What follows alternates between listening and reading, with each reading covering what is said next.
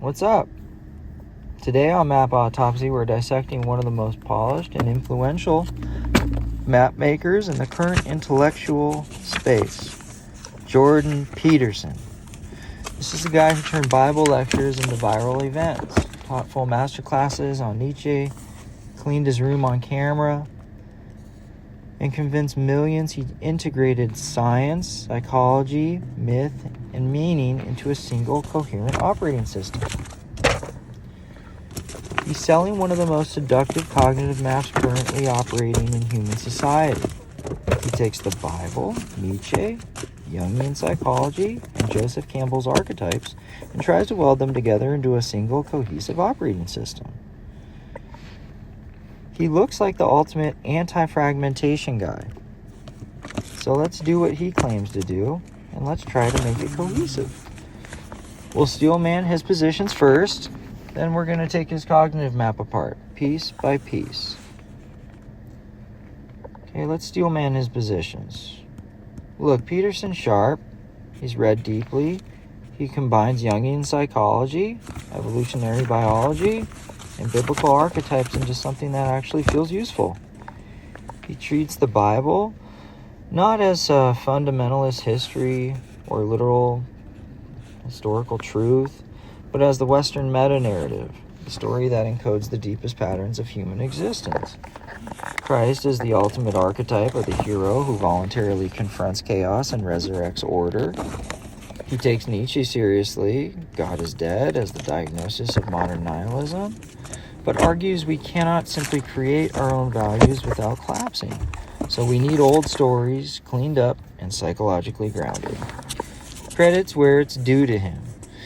He's made ancient myths feel relevant again to a generation raised by Dawkins bullshit and Reddit atheism. But here's where his map starts bleeding. Contradiction number 1. He's a Nietzsche fanboy who keeps the Christian operating system. As you can see through the books that I flipped, Nietzsche fucking despised Christianity. He called it slave morality. A resentful inversion of healthy values. He spent entire books tearing it apart. He wrote Antichrist, for God's sake. Hello? Is this thing on? Here, I'll quote directly from Antichrist, point 58. I condemn Christianity. I bring against the Christian church the most terrible of all accusations that an accuser has ever had in his mouth. It is to me the greatest of all imaginable corruptions. The Christian church has left nothing untouched by its depravity. It has turned every value into worthlessness, and every truth into a lie, and every integrity into baseness of soul. Yeah, hello, is this thing on again? Okay, Peterson teaches full courses on Nietzsche, quotes him constantly, and then turns around and says he still needs the Bible stories as psychological foundation of Western civilization. Woo! That's not synthesis, my friend. This is trying to ride two horses at the same time, and they're going in opposite fucking directions. Woo!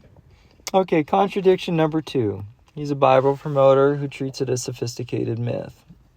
Peterson sells the Bible as the deepest truth about human psychology and society, while explicitly rejecting literalist readings and inerrancy.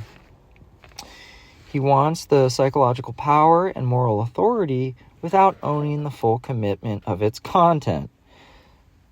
And I could not sympathize with him anymore, but still, buddy, you're not exactly making a an intellectually honest decision there. It's the same cave management propaganda, the sophisticated moves that Plato pulled with his myths, and that he called out from the sophists operating in his day, like Protagoras and Gorgias and who the hell else? Prodicus of Theo, and even his uncle Critias. I mean, there's a shit ton of them. Go look it up. But Plato was honest. But Plato himself was at least honest about his noble lies. He said, yeah, people need them. They're fucking stupid. So, you know, you better control them. Try to control them with this. They don't want the truth. Okay, but back to Peterson. Contradiction number 3 with Peterson. His family's Catholic, and it's the elephant in the room. His wife Tammy had a dramatic conversion to Catholicism, miraculous healing, rosary, the whole shebang. Peterson talks about how moved he was, but still will not commit. He stays in the "I'm afraid God probably exists" zone. He's the guy who tells millions to take responsibility and stand up straight, even to take a clear position on the biggest question in his own family. He's afraid to do it. The guy tells millions. Oh, fuck.